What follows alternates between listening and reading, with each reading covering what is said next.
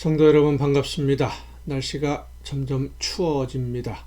겨울이기 때문에 추워지는 것은 당연하겠습니다마는 몸이 자꾸 움츠러들죠. 추위 때문에 몸은 움츠러들어도 우리의 심령은, 우리의 영은 날마다 더 강건하게 하나님이 맡겨주신 사명 즐겁게 감당하면서 열매 맺고 아름다운 열매로 하나님에게 기쁨 드리고 그 열매로 인해서 하나님이 주시는 복과 은혜를 날마다 더 풍성하게 받아 누리는 여러분 모두가 될 수 있기를 간절히 바랍니다. 오늘 우리가 함께 은혜를 나눌 본문 말씀 신약성경 야고보서 2장 19절부터 24절까지에 있는 말씀입니다. 야고보서 2장 19절부터 24절까지 봉독합니다. 내가 하나님은 한 분이신 줄을 믿느냐 잘하는도다. 귀신들도 믿고 떠느니라. 허탄한 사람아, 행함이 없는 믿음이 헛것인 줄을 알고자 하느냐. 우리 조상 아브라함이 그 아들 이삭을 제단에 바칠 때에 행함으로 의롭다 하심을 받은 것이 아니냐. 내가 보거니와 믿음이 그의 행함과 함께 일하고 행함으로 믿음이 온전하게 되었느니라.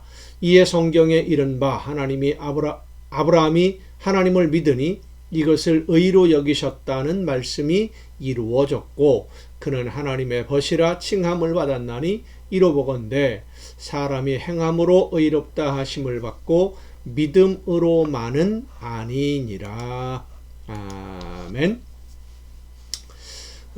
야고보서는 믿음이 무엇인가 하는 질문에 대한 답을 진지하게 고민하는 그러한 말씀들입니다.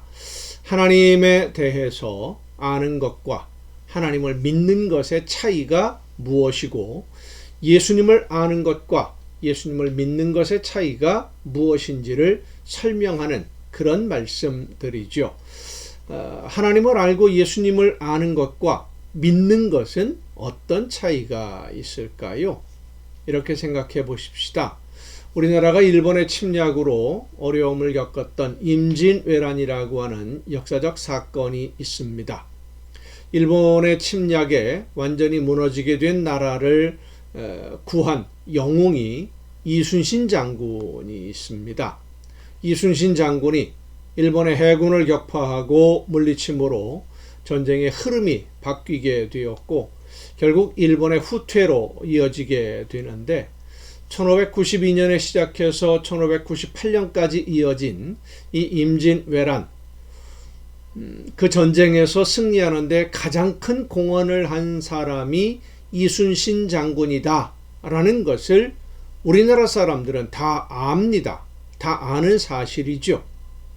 이순신이라는 장수가 해군을 지휘하면서 일본의 해군을 물리쳤고 결국 일본이 물러가게 되는 승리를 거두게 되었다라는 역사적 사실을 알고 있고 또 이순신 장군이 우리나라를 일본의 침략에서 구했다는 그 역사적인 사실이 있었다는 것을 믿지만 그냥 아는 것으로 그만인 거예요. 그 믿음이 우리의 삶을 변화시키지 못합니다. 왜? 이미 지나간 사건이기 때문이죠. 이미 밝혀진 사건을 아는 것뿐입니다. 하나님을 알고 예수님을 아는 것이 그렇습니다. 하나님이 하신 일을 알고 예수님이 하신 일을 아는 것, 그냥 아는 것으로 그치는 거예요. 하나님이 온 우주 만물을 창조하셨고 사람을 창조하셨으며 죄를 범하고 죽어야 할 사람들에게 다시 한번 기회를 주시려고 외아들 예수 그리스도를 이 세상에 보내셔서 대신 제물이 되게 하셨다는 것을 아는 것은 이미 이루어진 하나님이 이미 하신 일에 대해서 아는 겁니다. 그런데 믿는 것은 차원이 다릅니다. 믿는 것은 앞으로 이루어질 일, 앞으로 하나님이 하실 일을 믿는 것이 믿는 겁니다. 안다고 다 믿는 것이 아니라는 말씀이에요. 오늘 본문 말씀을 보면 귀신들도 하나님을 알고 두려워한다 그랬습니다. 귀신들도 하나님을 알고 마귀 사탄도 하나님을 알고 예수님을 압니다. 귀신들이 하나님을 안다고 해서 하나님을 믿고 구원받을 수 있겠습니까? 아는 것과 믿는 것은 그래서 완전히 다른 겁니다. 그런데 오늘 많은 성도들이 하나님을 알고 예수님을 아는 것을, 이미 하나님이 하신 일, 예수님이 하신 일을 아는 것을 믿는 것이라고 생각하는 그런 경향이 있어요. 다시 말씀드립니다. 아는 것은 이미 일어난 사건에 대해서 지식으로 아는 것이고, 이미 이루어진 일에 대해서 아는 거예요. 하신 일에 대해서 아는 거예요. 믿는 것은 하나님이 앞으로 하실 일을 믿는 것이고 하나님의 약속을 믿는 것입니다. 그래서 하나님이 말씀하신 것을 믿고 약속을 믿으면 하나님이 하실 일이 무엇인지를 믿는 것이고, 하나님의 심판의 날에 반드시 있음을 믿는 것입니다. 그리고 하나님의 심판의 날에는 나에게 맡기신 일에 대해서 하나님이 평가하시고 판단하셔서 영원한 생명으로 인도해 주시든지 아니면 영원한 형벌에 들어가게 된다는 것을 믿는 것, 그게 믿는 거예요. 그래서 믿음은 이미 이루어진 사실을 아는 것이 아니라 앞으로 이루어질 약속을 믿는 것인데, 약속을 믿으니까 나도 약속을 지키는 행동을 하게 되는 것이 믿음입니다. 믿으면 그대로 나도 행동해야 되지 않겠습니까? 여기 이 자리에 있으면 죽는다라는 것을 아는데 그대로 그 자리에 가만히 있을 수 있겠어요? 움직여야죠. 사는 길로 움직여야 되는 거 아니겠습니까? 그것이 믿음으로 행동하는 거예요.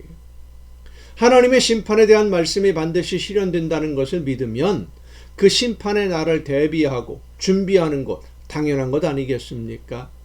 약속을 믿으면서 내가 하겠다고 한 약속을 지키지 않는 것, 하나님이 하실 일이 무엇인지 알면서 그 하실 일에 대해서 생명의 길, 사는 길을 선택하지 않는, 하나님이 허락하신 기회에 순종하지 않는 것은 결국 상대방을 속이려는 거짓말일 뿐이고, 하나님을 속이려고 거짓 약속을 한다는 것은 하나님을 믿는 것이라고 할 수는 없는 것입니다.